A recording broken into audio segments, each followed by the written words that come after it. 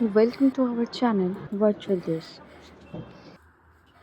आज हम बनाने जा रहे हैं झूरी आलू भाजा, जिसको हम क्रिस्पी पोटैटो फ्राई भी बोल सकते हैं।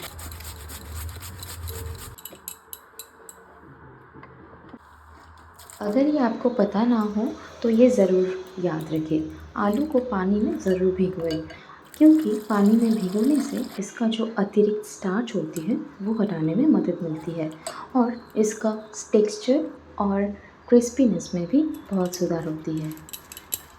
आलू को भिगोने के बाद उन्हें छानकर अतिरिक्त पानी निकाल लीजिए।